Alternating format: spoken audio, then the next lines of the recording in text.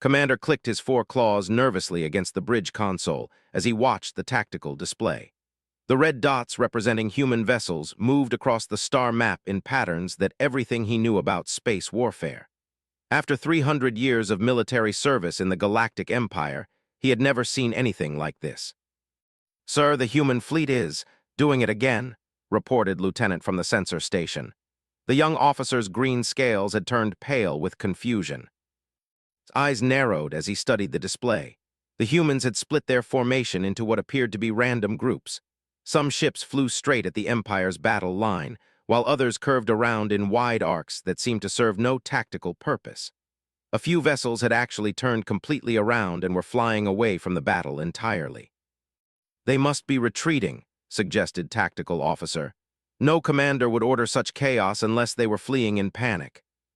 But wasn't so sure. He had fought against many species during his long career. The Crystalline Confederacy with their geometric formations, the Swarm Collective with their overwhelming numbers, the Void Walkers with their stealth technology. Each race had their own way of fighting, their own logic that could be understood and countered once you learned their patterns. Humans were different. They had burst onto the galactic scene only 50 years ago, and their military tactics made no sense to anyone. Empire strategists had studied every human battle, looking for patterns, trying to understand their methods. They found nothing but apparent madness. "Sir, should we advance to engage?" asked. Hesitated. Standard Empire doctrine was clear. When facing a disorganized enemy, press the attack. Maintain formation integrity and use superior firepower to overwhelm scattered opposition. It had worked against every other species they had encountered. "Hold position," he ordered instead. Something felt wrong about this situation. The human vessels continued their bizarre dance across space. The Empire's computer systems worked frantically to predict their movements, but every calculation came up with probability percentages so low they might as well be random. No military computer in the galaxy could make sense of human tactics because humans didn't use logic in their warfare. "Commander, incoming transmission from Admiral," announced Communications Officer. The main screen flickered to life, showing the Admiral's face. Behind him, the command center of the Empire's flagship buzzed with activity. Charts and tactical displays covered every surface, all trying to make sense of the human formation. "Commander, report on enemy movements," the Admiral demanded. "Sir, the humans appear to be, I'm not certain how to describe it. They're moving in patterns that serve no apparent strategic purpose. Our tactical computers cannot predict their next moves." Admiral's expression darkened. "Are you telling me that our most advanced military technology cannot analyze the movements of a primitive species?" Chose his words carefully. "Sir, the humans don't appear to follow any recognized military doctrine. Their ship movements seem random, but..." "But what, commanders?" "But they've never lost a major engagement, sir." The silence that followed was deafening. Everyone on both bridges knew the truth. Despite their apparent chaos, despite tactics that looked like the result of insanity or incompetence, human forces had defeated every Empire fleet they had encountered. They had pushed the Empire back from 12-star systems in just 2 years. "Sir, long-range sensors are detecting something," called out urgently. "The human vessels that flew away from the battle. They're coming back from behind us." Spun to look at the tactical display. The ships that had seemed to retreat were indeed returning, but they were approaching from the Empire fleet's rear. Somehow, they had used faster-than-light jumps to reposition themselves, while the main human force kept the Empire's attention focused forward. "Impossible," breathed Admiral over the comm. "Our sensors would have detected FTL signatures. How did they?" His words were cut off as space around the Empire fleet suddenly filled with weapons fire. The humans weren't using standard ship-to-ship combat tactics. Instead of the organized volleys and defensive formations that every other species employed, they were firing from all directions at once. Their ships wove between Empire vessels like predators hunting in a pack. "Evasive maneuvers," shouted, but his crew was already struggling to respond. Empire ships were designed for formation fighting, where each vessel had a designated position and role. They weren't built for the kind of chaotic, individual combat the humans preferred. A human destroyer streaked past the bridge viewports, so close that could see the hull markings. The ship rolled and twisted as it flew, presenting a constantly changing target profile while its weapons continued firing with impossible accuracy. No Empire pilot would attempt such maneuvers during combat. The gravitational forces alone should have knocked the crew unconscious. "How are their crews surviving those movements?" asked in amazement. Didn't have an answer. He watched as another human vessel performed what could only be described as a barrel roll while engaging 3 Empire cruisers simultaneously. The ship's weapons tracked different targets independently, something that should have been impossible with organic pilots operating the controls. "Sir, we're receiving damage reports from across the fleet," announced. "The humans are targeting our weapons systems specifically. They're not trying to destroy our ships, they're trying to disable them." This was another human peculiarity that confused Empire strategists. Most species in galactic warfare fought to destroy enemy vessels completely. Humans seemed to prefer capturing disabled ships when possible. They treated war like some kind of game with rules that no one else understood. Admiral's voice crackled over the comm again. "All ships maintain defensive formation. Do not break ranks to pursue individual targets." But the Admiral's orders were becoming impossible to follow. Human ships moved through the Empire formation like water flowing around rocks. They appeared from unexpected directions, struck quickly, then vanished before Empire weapons could track them. Their smaller vessels worked in groups of 3 or 4, coordinating their attacks in ways that suggested either telepathic communication or computer-assisted precision beyond anything the Empire possessed. "Sir, request permission to break formation and engage individually," called out Captain from one of the escort vessels. "Negative," Admiral replied firmly. "Formation discipline is what separates us from barbarians. Maintain your position."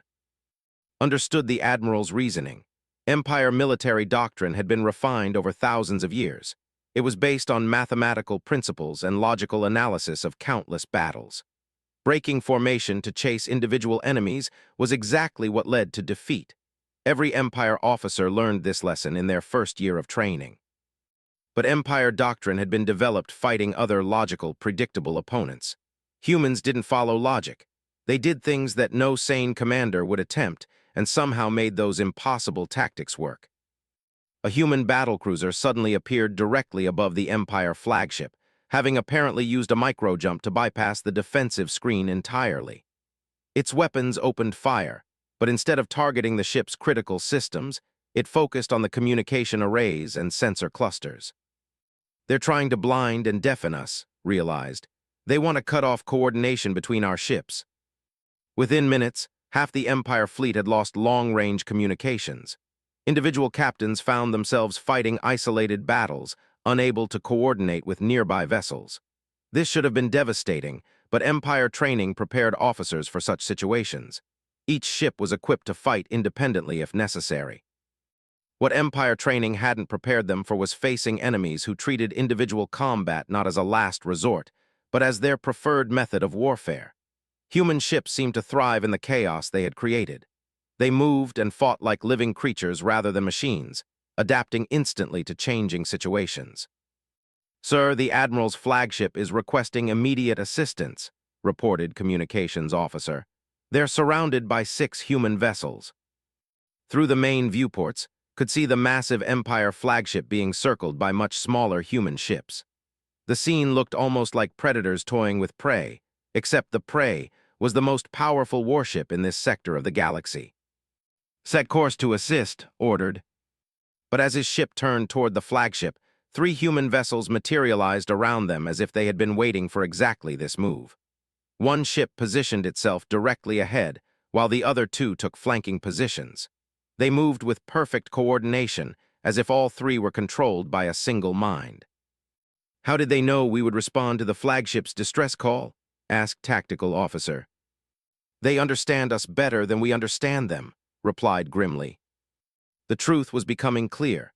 The humans hadn't been fighting random battles for the past 50 years.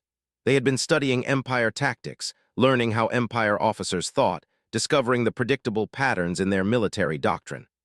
Every engagement had been a lesson for them, teaching them how to exploit the Empire's methodical, logical approach to warfare.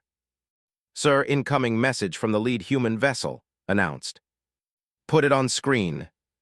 The display showed a human female wearing what appeared to be a simple military uniform. She had short brown hair and looked remarkably young for a ship commander. When she spoke, her words were translated by the ship's computer, but her tone needed no translation. She sounded almost apologetic. "Empire vessel, this is Captain Sarah of the Human Defense Force. I'm authorized to offer you terms for surrender. Your ships will not be destroyed, and your crews will be treated according to galactic conventions for prisoners of war." Stared at the screen in disbelief. Surrender? The Empire had more than twice as many ships as the humans, and each Empire vessel was larger and more heavily armed. Yet this human commander was offering them surrender terms as if the outcome of the battle was already decided. "You are outnumbered," replied. "Your tactics may be unusual, but you cannot defeat an Empire battle fleet with such a small force." Captain's expression remained calm. "Commander, with respect, you're thinking about this battle in terms of ship numbers and firepower. That's not how we fight." "Then how do you fight?" "We fight like humans." Before could ask what that meant, the communication ended. Around him, his bridge crew waited for orders. The three human ships maintained their positions, weapons powered but not firing. They seemed to be waiting for something. "Sir, what are your orders?" asked. Looked at the tactical display one more time. The Empire fleet was scattered, individual ships engaged in separate battles they couldn't coordinate. The flagship was still surrounded and requesting assistance. Human vessels moved through the chaos like they belonged there, as if confusion and unpredictability were their natural environment. For the first time in his long military career, Commander truly didn't know what to do. Every option he could think of played into human hands somehow. Maintain formation, and they would continue their hit-and-run attacks. Break formation to pursue them, and they would lead his ships into some kind of trap. Retreat, and they would harass his fleet all the way back to Empire space. The humans had created a situation where there were no good choices, only different ways to lose. "Sir," prompted again, made the only decision he could. Open a channel to all Empire vessels, signal general retreat. As the Empire fleet began its withdrawal, couldn't help but wonder what the humans would do next. They had proven that Empire military superiority was an illusion. If they could defeat the Empire's finest battle fleet so easily, what was to stop them from conquering the entire galaxy? The answer, he realized with growing dread, was probably nothing at all. Grand Admiral stood before the emergency session of the Empire High Council, his scaled hands clasped behind his back as he faced the most powerful beings in the galaxy. The council chamber's crystalline walls reflected the worried expressions of representatives from dozens of species, all united under Empire rule for over two. "Explain to us again how a handful of primitive humans defeated our 7th battle fleet," demanded Counselor Prime, her voice echoing with the authority of her ancient position. Had dreaded this moment. "Honored counselors, the humans do not fight according to any recognized military principles. Their tactics appear random, but somehow they achieve tactical superiority through methods our strategists cannot comprehend." A ripple of concerned whispers spread through the assembled counselors. Representative of the mining worlds leaned forward, his rocky features creased with worry. "Are you saying our military doctrine is flawed?" "Not flawed, counselor. Inadequate." The admission tasted bitter in his mouth. "Our doctrine assumes enemies will behave rationally, following logical patterns we can predict and counter. Humans do not behave rationally." Counselor Prime's eyes narrowed. "Elaborate." "They treat space combat like some form of three-dimensional dance. Their ships move in ways that should be impossible for organic crews to survive. They coordinate attacks without apparent communication. They seem to anticipate our responses before we make them." The great doors to the chamber suddenly opened, and Defense Minister entered hurriedly. His usually pristine uniform was disheveled, and his breathing was labored as if he had been running. "Forgive the interruption, honored counselors, but we have an urgent situation. The humans have just captured 3 more star systems." The council chamber erupted in shocked voices. Counselor Prime raised her hand for silence. "Impossible. Our intelligence reports indicated the nearest human forces were weeks away from those systems." "That's what we believed," and replied. "But the humans didn't approach from the direction we expected. They came through the void reaches." A stunned silence fell over the chamber. The void reaches were an area of space considered impassable. Gravitational anomalies and unstable energy fields made faster-than-light travel extremely dangerous. No military force had ever attempted to cross them. The void reaches couldn't hide his disbelief. Defense Minister, no ship can navigate those regions safely. The computer calculations alone would take weeks. The humans didn't use computers, and said quietly. According to survivors, they navigated by what they called gut feeling and flying by the seat of their pants. Our analysts have no idea what those terms mean. Representative of the Industrial Consortium stood up slowly. You're telling us that humans crossed the most dangerous region of local space using feelings. It appears so. They lost only 2 ships out of 50 during the crossing. Our own simulations suggest that even with perfect computer navigation, crossing the void reaches should result in 90% casualties. Counselor Prime stared at the defense minister. How is this possible? Had spent weeks analyzing captured human communications and interrogating prisoners. He had begun to form a theory, though he wasn't sure the council would believe it. If I may, honored counselors, I believe I understand what's happening. The humans don't rely on logic and calculation the way we do. They use something they call intuition and instinct. They make decisions based on incomplete information and somehow arrive at correct conclusions. That makes no sense, protested representative of the academic worlds. Decision-making requires data analysis, probability calculations, logical reasoning. How can correct decisions emerge from incomplete information? I don't know, admitted, but the evidence is overwhelming. Human commanders make tactical choices in seconds that would require our computers hours to analyze, and their choices work. Defense Minister activated the chamber's central hologram projector. A 3-dimensional star map appeared, showing the current state of the war. Red zones indicated areas under human control, while blue represented the Empire. The red zones had grown significantly larger since the last council meeting. The situation is deteriorating rapidly, and reported. Every time we send forces to engage humans, we lose, not because they have superior technology or numbers, but because we cannot predict what they will do next. Counselor of the warrior clans slammed his fist on his desk. This is unacceptable. We have ruled the galaxy for 2,000 years. How can a single primitive species threaten the greatest military force in history? Because they're not fighting the way we expect, replied. Every species we've conquered before followed logical military principles. They had strategies we could understand and counter. Humans don't have strategies in any sense we recognize. Then what do they have? Demanded Counselor Prime. Hesitated before answering. They have something they call creativity. They invent new tactics during battle. They adapt to changing situations instantly. They treat warfare like an art form rather than a science. The council chamber fell quiet as the implications sank in.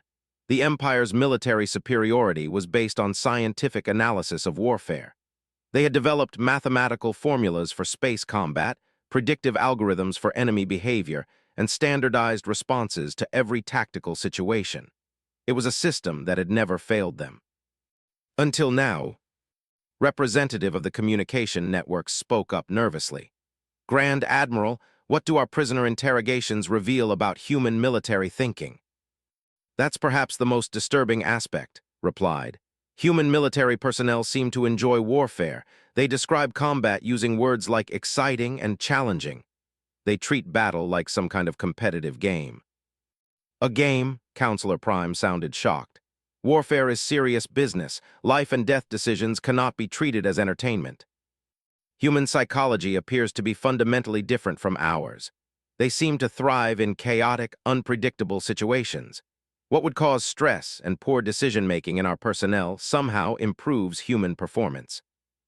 Defense Minister brought up another holographic display, this one showing combat footage from the recent battle at the system. The assembled counselors watched in amazement as human ships performed maneuvers that understanding. Observe their attack pattern, and pointed out. No formation, no apparent coordination. Each ship seems to be acting independently, yet somehow their attacks support each other perfectly.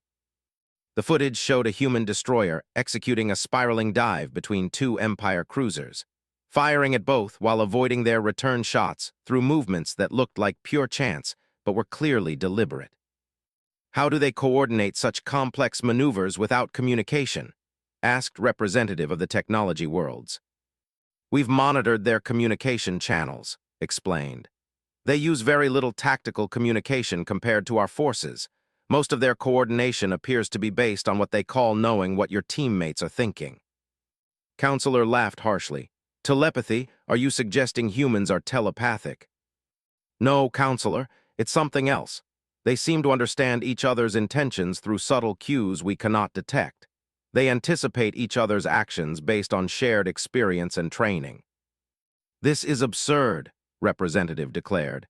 Military coordination requires precise communication protocols. Anything else leads to chaos and defeat. Yet it works for them, and said grimly, every time. The holographic display shifted to show a tactical analysis of human fleet movements over the past month. Instead of the neat geometric patterns that characterized Empire operations, human movements looked like organic growth patterns or natural phenomena. Computer analysis of their ship positioning reveals no mathematical relationships, and continued. No geometric formations, no calculated distances, no optimal firing solutions. They position their ships based on what they describe as feeling right about it. Counselor Prime studied the display carefully. Defense Minister, in your professional opinion, can this threat be contained? And an exchanged glances before the Defense Minister answered. Not with conventional tactics. Every strategy we employ is based on logical analysis and predictable responses.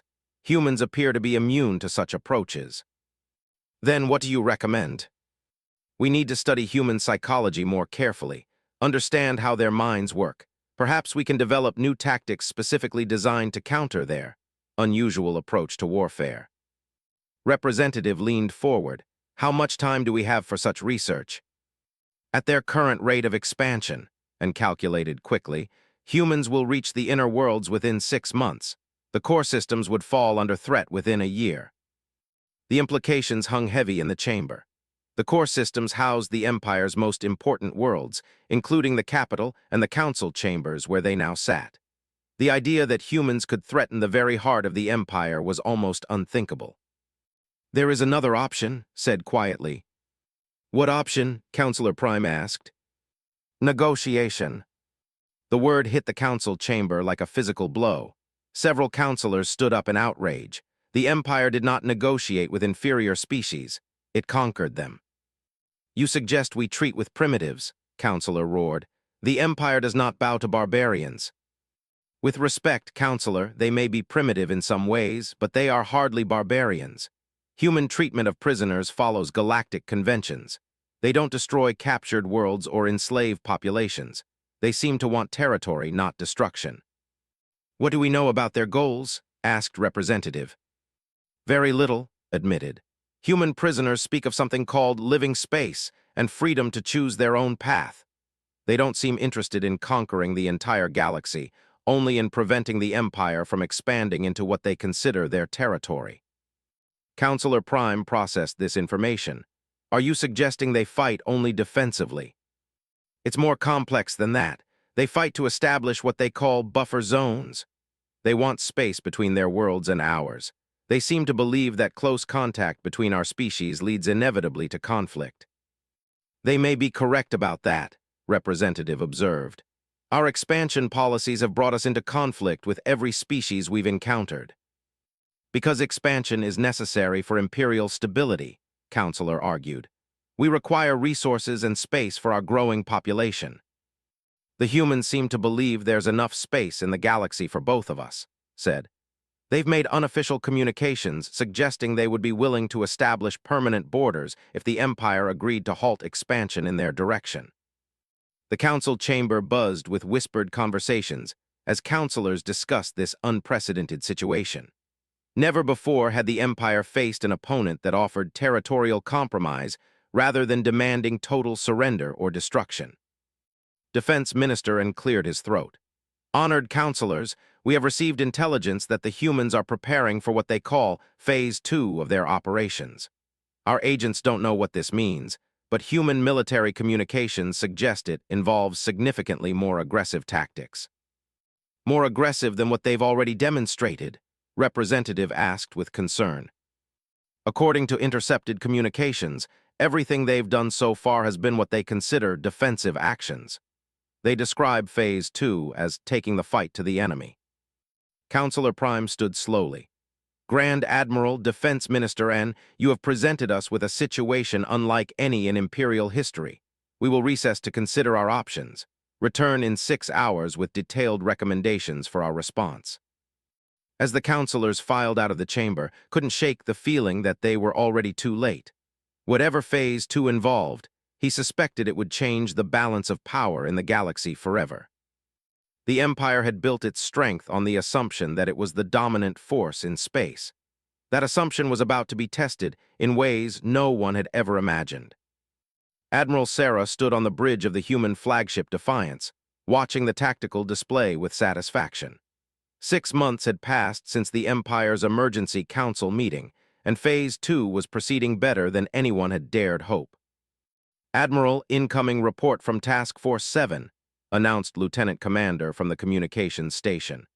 They've successfully established forward bases in the outer ring systems, the Empire forces without engaging. They're learning, observed. 3 months ago they would have fought us for every asteroid, now they're pulling back to more defensible positions.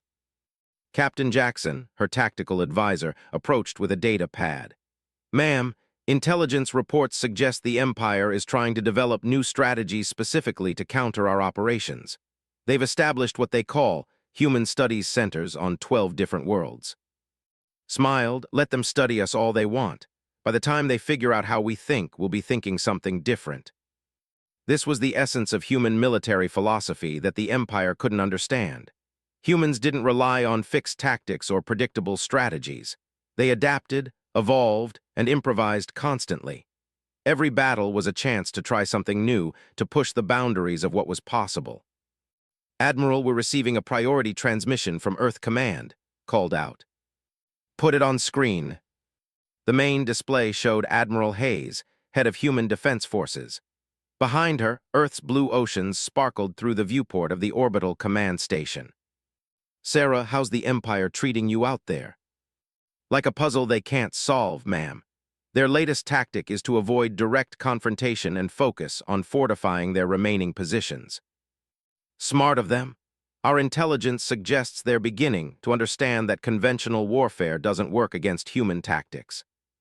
Nodded, which brings us to the next phase of operations. Are we cleared for deep strike protocols? Admiral Hayes' expression grew serious. That's why I'm calling.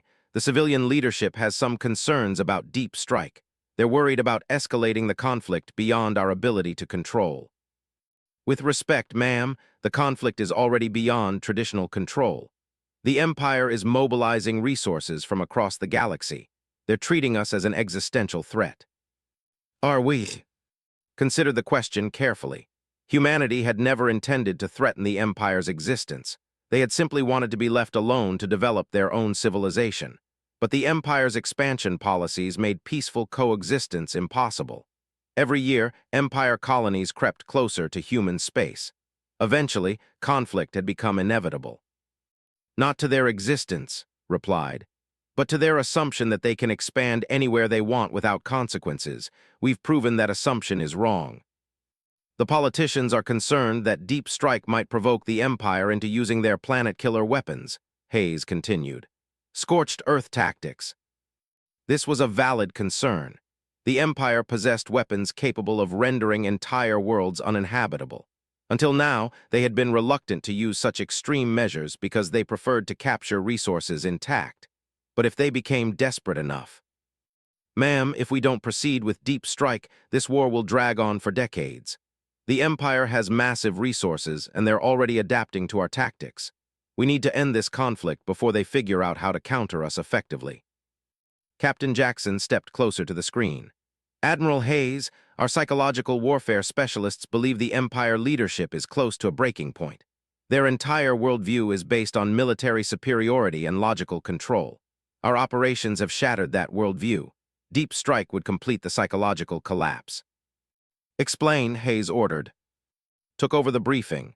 Ma'am, everything we've done so far has been reactive. We've responded to Empire moves with tactics they couldn't predict or counter. Deep Strike is different. It's proactive. We'll be taking the initiative in ways the Empire has never experienced. What exactly does that mean?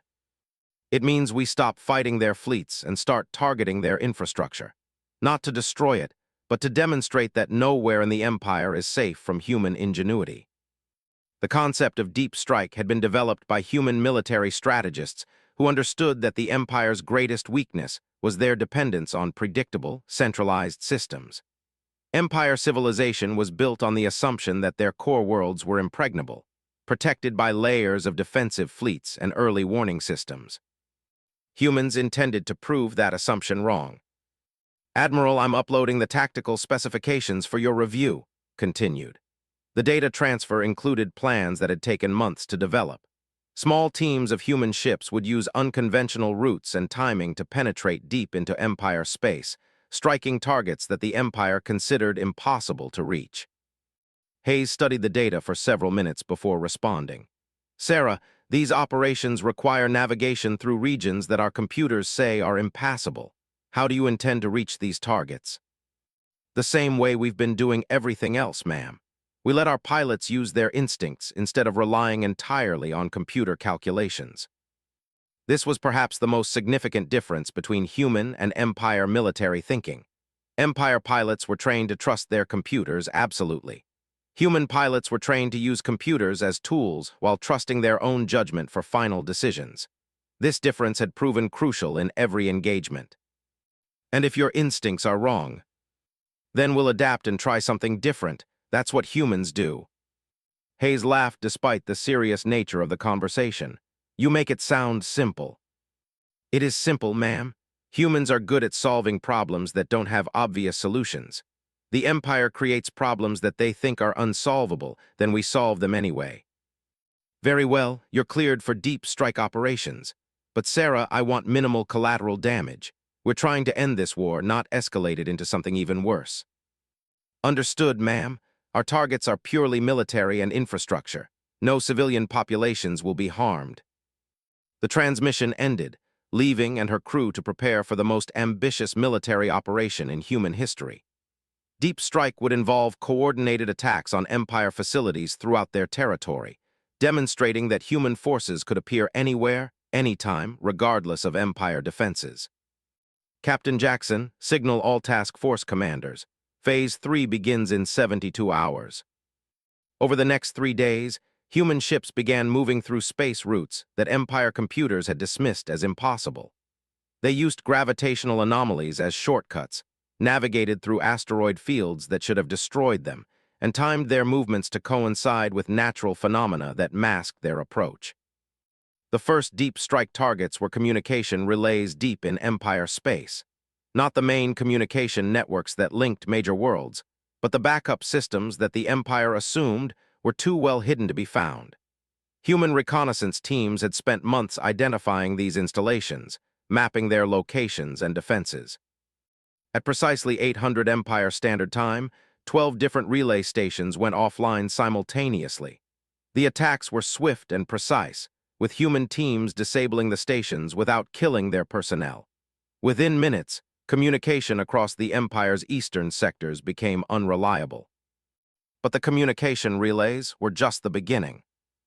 30 minutes later, human ships appeared in orbit around Prime, a heavily fortified world that housed the Empire's primary military academy.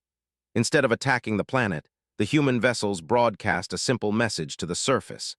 "Humanity wishes the cadets at the Imperial Military Academy good luck in their studies. We hope they're learning to think creatively." The psychological impact was devastating.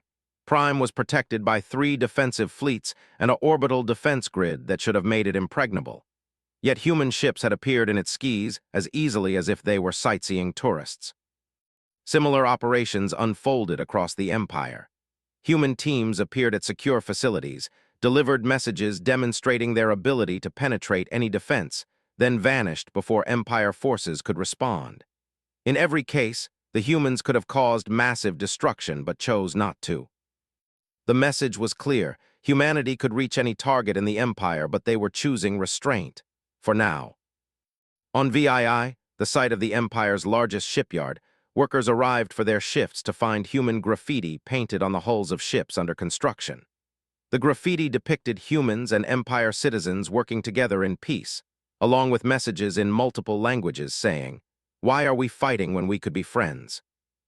At the Empire's strategic materials depot on Theta Station, human infiltrators left behind detailed plans for new energy technologies that could reduce the Empire's dependence on resource extraction. The plans were accompanied by a note, a gift from humanity to show that cooperation benefits everyone.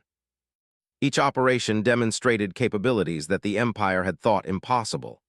Humans could penetrate any defense, reach any target, and accomplish objectives that challenged the fundamental assumptions of Empire security. But perhaps the most psychologically devastating operation occurred at the Empire Council chambers themselves. Counselor Prime was conducting a closed session with the High Council when the chamber's central holographic display activated unexpectedly. Instead of showing tactical information, it displayed a simple message. "Honorable counselors, humanity requests a meeting to discuss ending this conflict. We believe there is a better way forward for both our peoples." The security implications were staggering. Humans had somehow accessed the Empire's most secure facility and taken control of systems in the heart of their government. They could have assassinated the entire High Council or stolen the Empire's most sensitive secrets. Instead, they had sent a diplomatic message. Defense Minister stood before the Council 3 days later, his usually composed demeanor cracked by stress. "Honored counselors, I must report that our security assessments have been fundamentally incorrect. Humans possess capabilities that our technology cannot detect or prevent." "How is this possible?" demanded Counselor Prime. "We still don't know. Their ships appear in locations where our sensors detect nothing. Their personnel infiltrate facilities that should be impossible to breach. They seem to exist outside the normal rules of physics and technology." Grand Admiral added his own assessment. "The situation is unprecedented in Imperial history. We face an opponent that can strike anywhere while remaining essentially immune to retaliation. Our military doctrine has no provisions for such circumstances." "What are our options?" asked Representative. "Three possibilities," replied grimly. "First, we could escalate to planet-killer weapons and attempt to destroy human worlds before they can respond. Second, we could withdraw to our core systems and hope they don't pursue us. Third, we could accept their offer of negotiations." Counselor slammed his desk. "The Empire does not negotiate from weakness." "With respect, Counselor, we are not negotiating from weakness," corrected. "We are negotiating from the recognition that this conflict cannot be won through military means. The humans have demonstrated that they can outmaneuver us tactically, strategically, and psychologically." The chamber fell silent as the counselors considered their options. The Empire had ruled the galaxy through superior military force and logical planning. Now they faced an opponent that made superior force irrelevant and logical planning obsolete. Counselor Prime finally spoke. "Defense Minister, what do we know about human negotiating positions?" "They appear to want territorial boundaries and mutual non-interference," and replied. "They've suggested that the galaxy is large enough for both civilizations to prosper without conflict. And in return, they offer to share technologies and maintain peaceful trade relationships. They seem to believe that cooperation is more beneficial than conquest." Representative leaned forward.